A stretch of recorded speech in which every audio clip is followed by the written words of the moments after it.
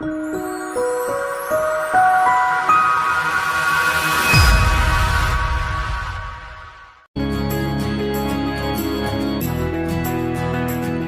to Hospitality Property School. You are listening to Hospitality Property School with your host, Jerry McPherson.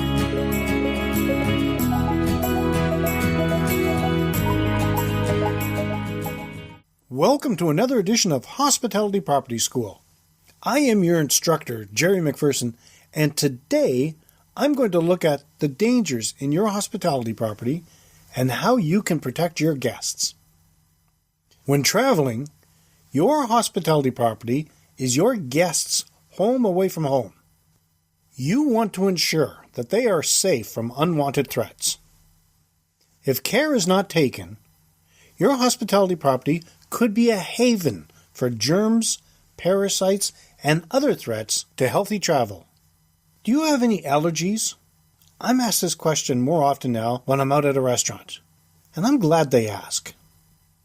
Food allergies have been responsible for many deaths over the years, and they are on the rise, meaning that allergic considerations will only become widespread as millennials and post-millennials come to command the travel market as well as the workforce. From 2009 to 2010, a study of 38,480 children, and that is from infancy to 18 years old, indicated 8% have food allergy.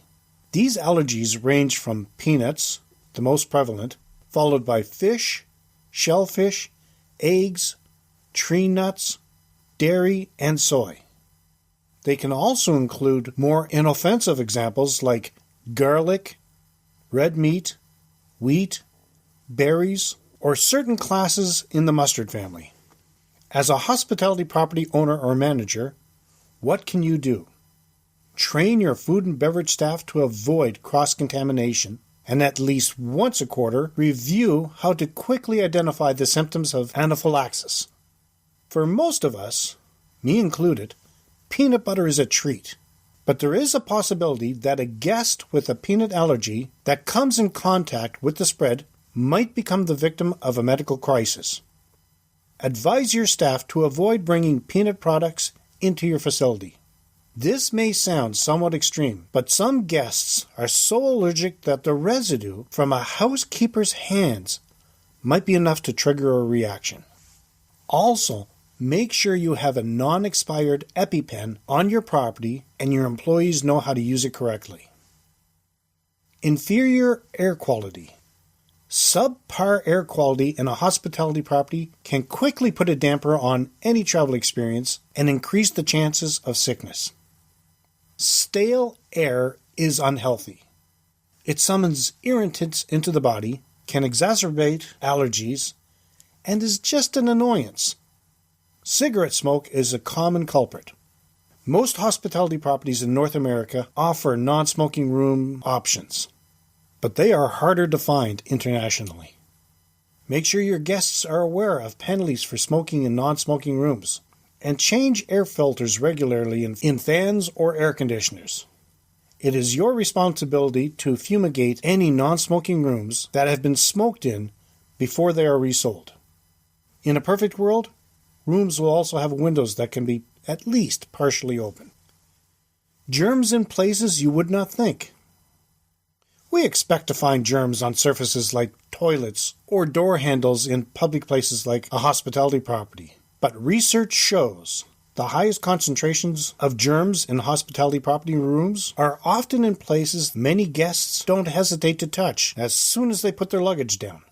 Remote controls, telephones, carpets, and lamp switches have been shown to contain high levels of fecal and aerobic bacteria. These types of bacteria could lead to gastrointestinal illnesses. It has been found that cleaning items on housekeeping carts, like sponges and mops, can also have high levels of both types of bacteria. That raises the risk of spreading potential disease-causing germs from room to room while cleaning. To prevent hospitality room germs from spoiling a trip, ensure that your housekeeping staff follow a step-by-step checklist to make sure all contact surfaces are cleaned and sanitized. Slipping in the shower. In a hospitality room bathroom, germs may be the least of your worries. A big threat to healthy travel are slips and falls in the shower. Hospitality property room bathrooms are not all the same, and your guests may encounter a different setup than they are used to at home, and that can trigger falls. Non-slip mats are imperative. Spending a little more for quality can save you a lot of aggravation and cost in the future. Have space or racks available for bath mats to dry. Make sure your hot water gauge is set properly to the appropriate temperature so as to alleviate scalds and burns. Provide water for guests. International travelers might be used to different filtration systems and their bodies not accustomed to your water. Bed bugs are not bed mates. What's most surprising about bed bug infestations is that they are still a problem. Since the late 1990s, they've had a worldwide resurgence. More than 40 disease-causing pathogens have been detected in these little blood-sucking insects. And they feed on people, and these people could be your guests. To reduce your risk of your guests becoming a bedbug's dinner, follow these steps. On your housekeeping checklist, include a weekly check of the mattresses, box springs, and behind the bedboards for signs of bedbugs. Signs may include little brown spots, bug feces, or bedbug skins, as well as any live bedbugs. These bugs tend to hide in mattress piping. Provide luggage racks for your guests' bags and other personal items so they don't have to put them on your beds or any other soft, upholstered furnishings that may have bedbugs. This will save your furniture and give your guests peace of mind. In conclusion, if you show your guests that you are concerned about their well-being by being aware of food allergies, properly training your food and beverage and housekeeping staff, having an air quality policy, cleaning every nook and cranny, providing non-slip mats and luggage racks, you will not only give your guests a wonderful experience, but will help build repeat business. If you have any stories about dangers in your hospitality property and how to protect your guests and would like to share, or have any questions or feedback, leave them in the comments section of the show notes. You can find them at keystonehospitalitydevelopment.com/KHDC086. Well, that's it for today's session of Hospitality Property School. If you do have any topic ideas, please reach out to us.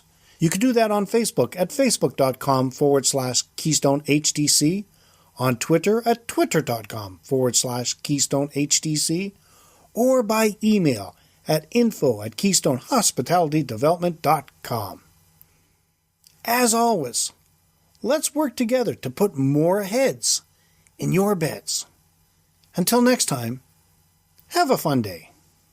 This session of Hospitality Property School has come to a close. Be sure to subscribe so as not to miss any hospitality property tactics and strategies that will help you find the success you have always dreamed of. And don't forget to rate and review so we can continue to bring you the best content possible. We will see you next time, right here in Hospitality Property School.